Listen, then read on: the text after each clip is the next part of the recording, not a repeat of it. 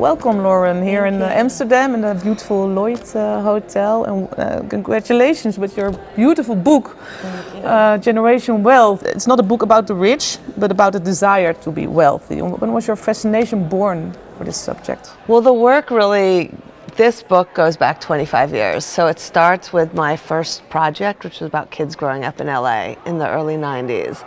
And when I went back to consider this work, and I kind of had the insight after the 2008 financial crash, that somehow all of these stories that I'd been working on since the early 90s were connected and formed a kind of meta story, a bigger narrative. And I tried to start thinking about what that was and what that meant.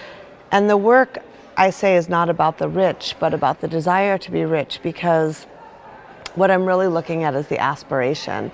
And many people in the book are not rich, and that's kind of the point, that there's also a big like fake it till you make it thing, where having the appearance of wealth is as important as being wealthy. You're calling it the influence of affluence, right? Yes. But if you look back, what has really changed in that quarter of a century? I think so many things have changed actually in this time. I mean, one of the things that I was thinking about was how our values have changed, how we've gone from a kind of, the American dream was influenced by the Protestant ethic and valuing hard work and frugality and discipline, to a time now where I think we value bling and celebrity and narcissism.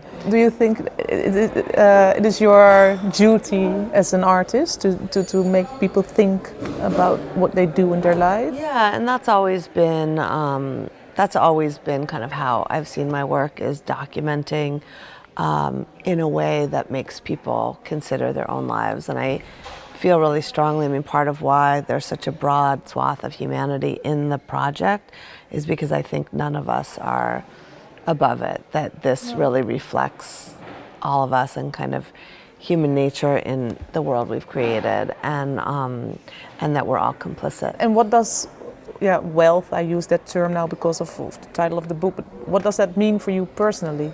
In the context of the book, I've tried to define, or I define wealth very, very broadly. And I'm not just talking about money or the appearance of money, but also talking about the currency of fame, the currency of the body, the currency of beauty, the currency of youth. It's really not about wealth or money, but it's about how we leverage what gives us value, what kind of helps us form our identity. The book was published when Trump was elected for president, and he embodies everything that is in the book. And I know the book is not about the new Gucci bag or about Trump, but still it seemed to me that you were again in the right place at the right time. I think that's just like the Queen of Versailles, right? That's true. I grew up in a 1-bathroom, 3-bedroom house.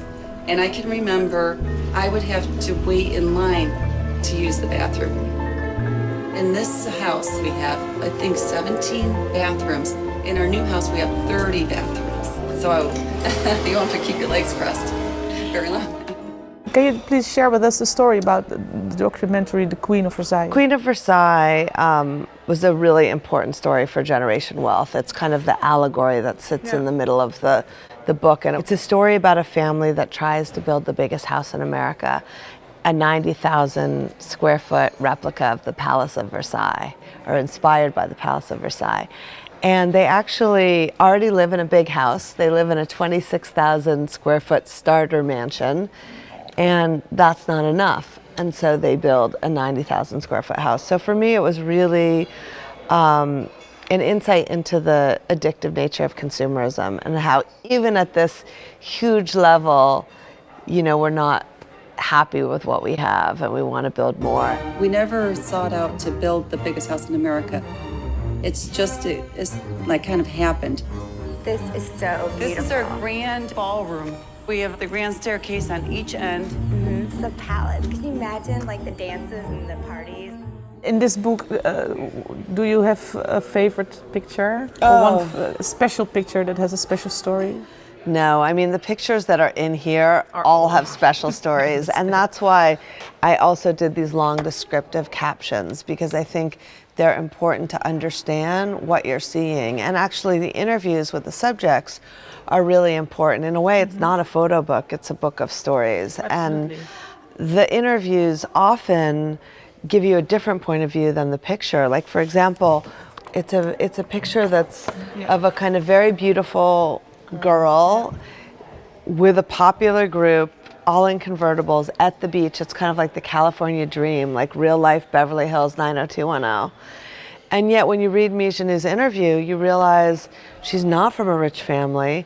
She's kind of been able to navigate her beauty to kind of be in that world, but how hard it is. You help them even more by not putting your camera away than maybe, because you are giving them a mirror. A voice, yeah. And a voice, both. I mean, I saw that with, there's a woman, when I did the work on eating disorders, who is standing on the scale backwards because she doesn't want to see the weight that she's gained in treatment.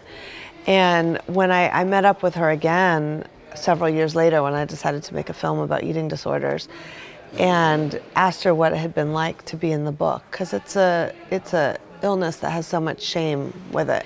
And she said that it actually helped her recovery, because her eating disorder, she said girls with eating disorders use their bodies instead of as their voices, because they don't feel like they have a voice. And so she said the interview taught her that she did have a voice, and that it was a voice that, you know, could affect other people. Well, thank you very much for your time. Thank you for doing this.